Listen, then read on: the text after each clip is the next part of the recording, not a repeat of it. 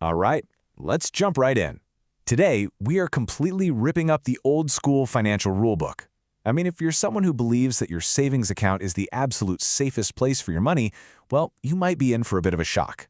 We are about to dive into a playbook that could totally flip how you think about wealth forever. So let's start with this bombshell of a quote. It's a pretty bold claim, isn't it? The idea here is that, yeah, sure, you might see the numbers in your bank account slowly tick up from interest, but that's not the real story. The real story is about your purchasing power. What can your money actually buy you? And that, my friends, is where things get really, really interesting. Okay, so if the old way of doing things is basically a trap, then how in the world do you get out?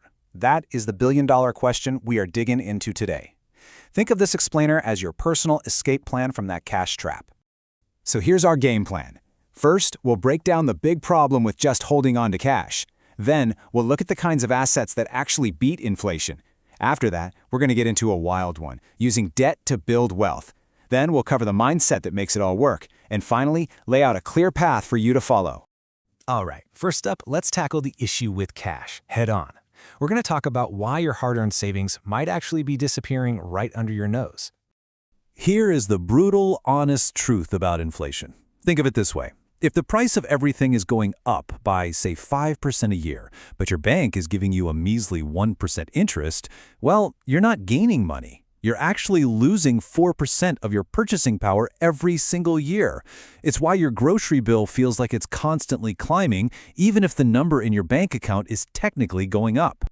So, if holding cash is like being on a sinking ship, where's the lifeboat? The answer is simple: assets. Let's explore how moving your money out of cash and into things that actually hold or even grow their value can be your shield against the silent thief of inflation.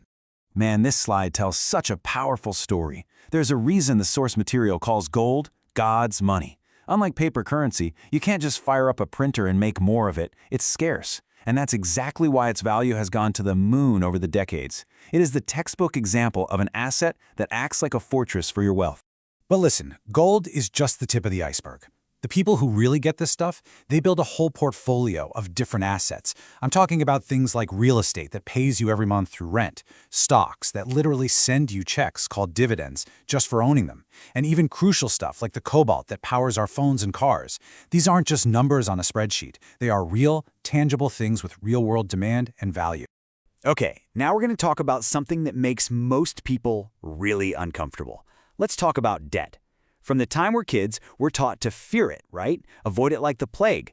But what if I told you that for the wealthiest people on the planet, debt isn't a problem, it's one of their most powerful tools for building wealth. It is a total 180-degree shift in thinking. This slide just nails the two sides of the debt coin. For most of us, it's a burden, a liability. For the wealthy, it's leverage. It's about using other people's money to buy assets that are going to make you even more money. That is the secret right there. And this isn't just some fringe idea. It's a well-known strategy called OPM, which stands for other people's money. Robert Kiyosaki really made this famous, and the concept is just brilliant in its simplicity. You use borrowed cash, debt, to buy assets that spit out more income than what you're paying on the loan. It's like having a money-making machine that you didn't even have to pay for yourself. Let's see this OPM thing in action. Real estate is the classic example. So you borrow money to buy a rental property.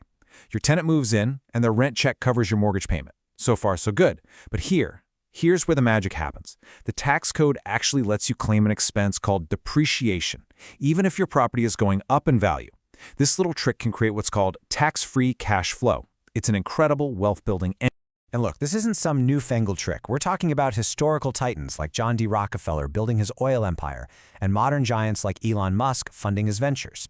The most successful people in history have used debt as a strategic weapon to build their fortunes. They get that leverage is the key to making things grow exponentially. But here's the thing. All these tactics we're talking about, buying assets, using debt, they're just tools in the toolbox. The real goal here isn't just to get rich. It's about engineering freedom. It's about having the power and the choice to live your life completely on your own terms.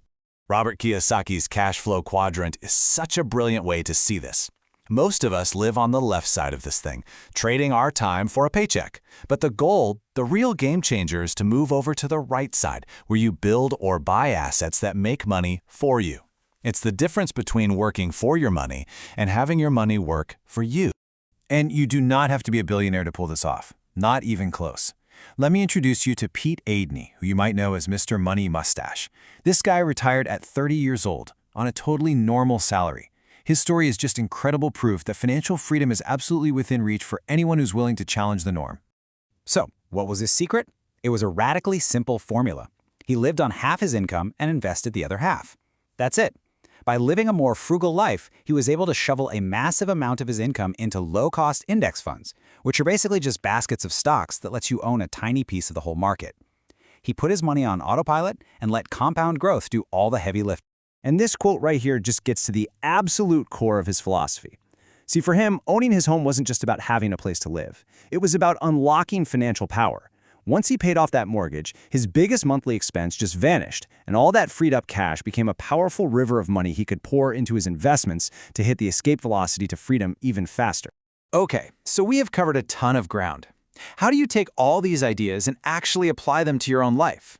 Let's boil it all down into a simple, actionable playbook that you can start using today.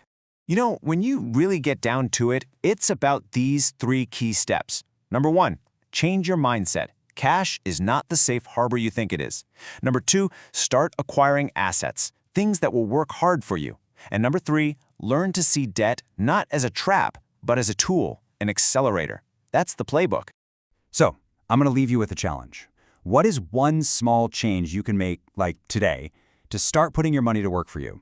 It doesn't have to be massive. It could be as simple as opening an investment account or just reading a book about one of these topics. The whole journey to financial freedom, it starts with one single step. What's yours going to be?